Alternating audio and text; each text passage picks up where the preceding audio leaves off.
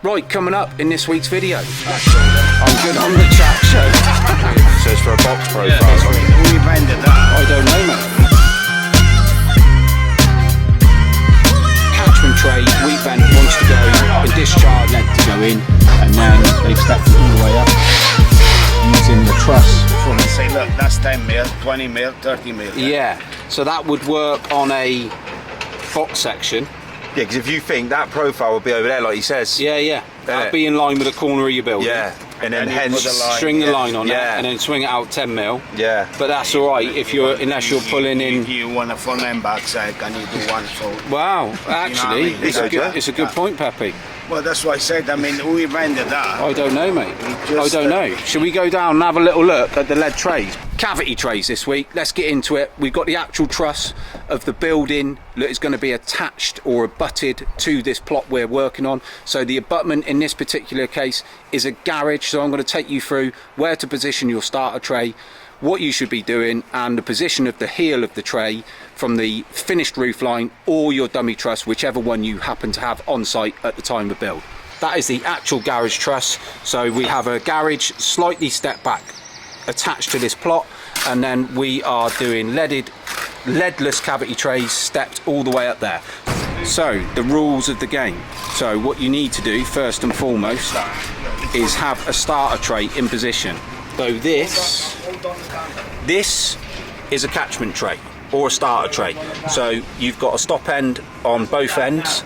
So this needs right hand trays in this abutment, so you've got a heel just on this side. So this is a starter tray which Ted has already put in, so you've got to make sure that they are bedded on in position. Don't dry bed them because that's not how they're supposed to be used.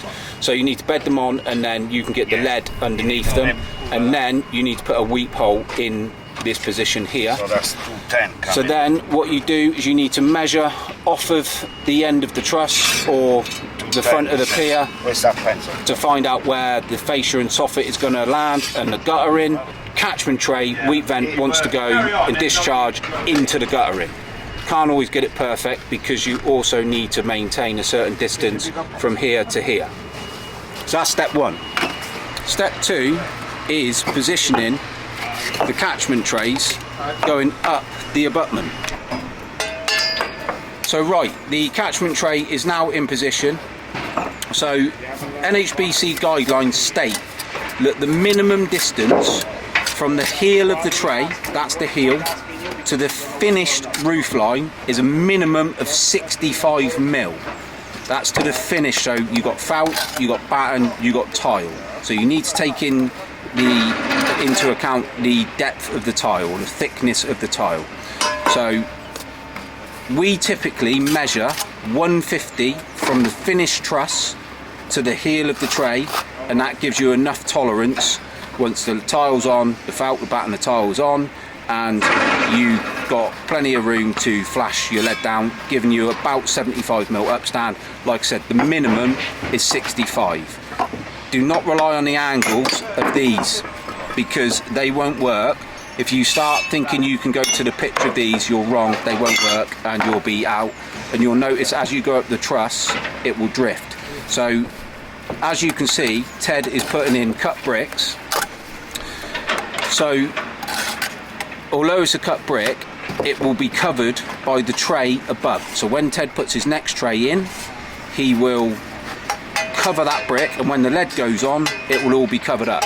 So as you can see, Ted has a weep hole in there. So there's a weep hole there. We used a little tunnel weeps, little concealed ones, and this is a projection course on this particular course as well. We've got one course of projections. So don't worry about the cut bricks because they will be covered, okay, by the lead, in which you will see when Ted puts the next one on. So Ted has now bedded that tray, that catchment tray, starter tray, whatever you want to refer to it, to begin with, and then afterwards we'll rake it out so the lead work can be dressed into it. Ted is now measuring 150 off the truss to the heel of the tray. So that, remember, that's off the truss, not the finished roof line. You can even put a mark on the block work and just use that, but old school, I like to measure them. I think most people like to measure each one. Sometimes you can move them just a little bit to make it work a full brick, but you're only talking 5-10 mil maximum. And then all Ted will do now is chase his bond into that tray, put a cut brick either side of the stop end, and then his bond will eventually work across the top, and all of these cuts will be hidden. I personally think maybe we should have kept that bit of projection flush so the lead can be dressed down a little bit neater, but that's my own personal preference. And these boys, Joe said that as well. Joe said that, he said it doesn't make a difference. Joe said it don't make a difference. He said it, and then he decided it doesn't make a difference. Then he decided it don't make a difference. Personally, I would have kept that flat, although water penetration is going to be very minimal. I can't see it making much of a difference. But as you can see now, Ted's got this coursed back now to the line of the building, back to 100mm cavity, so you can see this projection coursed a little bit clearer. 128 cavity. 128 cavity, sorry, actually on here, hence the bigger wall ties, so 128. There it is. So these ties are bloody massive. So yeah, cut brick in there. So 275, isn't they? do not make these lead trays work bricks. Doesn't work like that. And make sure you bed the brick on the tray as well, so they're fully bedded.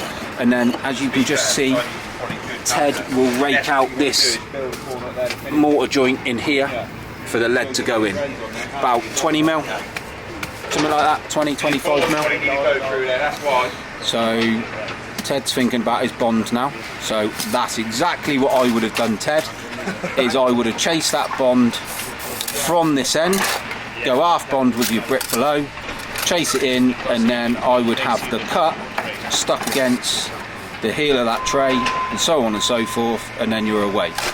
Is that what you was going to do, Ted? That is what I was going to do, mate. There you go, mate. So the truss is in position. Like I said, this is the actual garage truss that is going to be installed when the scaffold's down. So as you can see, this garage will eventually be, the trusses will be spread across and the roof formed, and we know these trays are right. So Ted, he did bed that one. You did bed it on, didn't you, Ted? So Ted is bedding it on, and then he's measuring off the truss to the heel of the tray. 150. Can we try and capture that, Ted? Go on, mate. So there we go. 150 off the truss to the heel of the tray. Don't try and make it work bricks because you can screw it up. So as you can see, one catchment tray onto another one, or intermediates these, you know. Intermediate tray, above an intermediate tray, into the catchment tray, out of the weak vent, and you've got no water in your garage. Apart from it, it'll probably leak because it's a single skin. But that's not my fault. Right, a few words from this week's sponsor, the awesome guys at SiteTrackPro. Check it out. Are you fed up with inaccurate invoices, overbooking, double booking, lack of quality control, time-consuming wage runs, and your margins being eroded? Well, check out SiteTrackPro.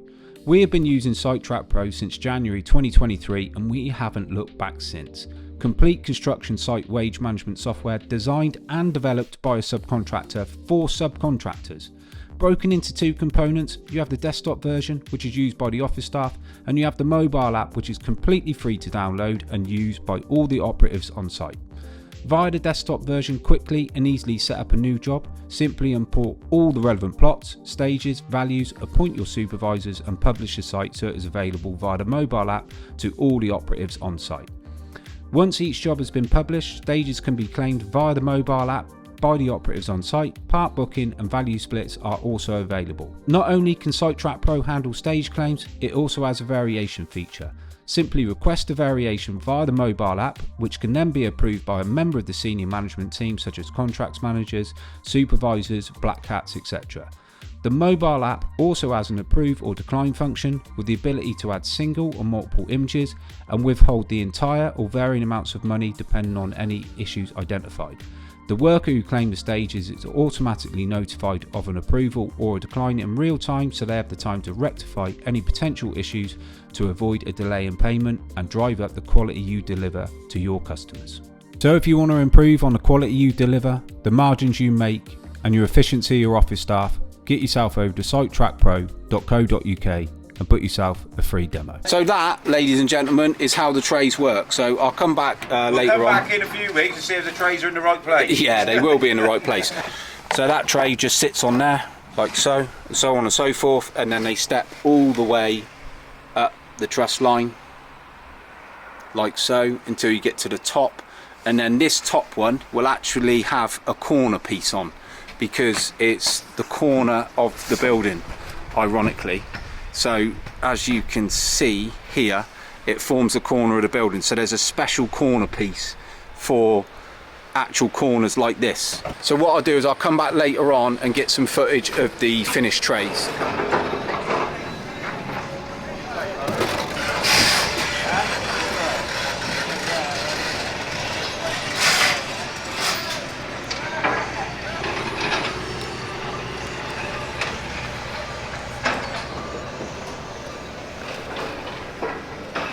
You can see the trays have been raked out in here for the lead to go in, and then they've stepped it all the way up using the truss from the actual garage, which is going to abut this house eventually, and then you can see right the way to the top. And we'll finish this off with a corner tray at the top there that sits above the roof line, and it's all nice and sealed so no water can go in. So that is the finished product. Well, not quite finished. We've probably got, well, in fact, that's probably the height of the corner tray there, I would say. Obviously the trays will get cleaned out as we go up on the lift and the next lift. But that's how they're done, people. So ignore the closures, because the lead will come out here and be dressed down and so on and so forth. So you will see none of them cuts eventually, so hence this cut in here will be covered as well. So that's how we do them.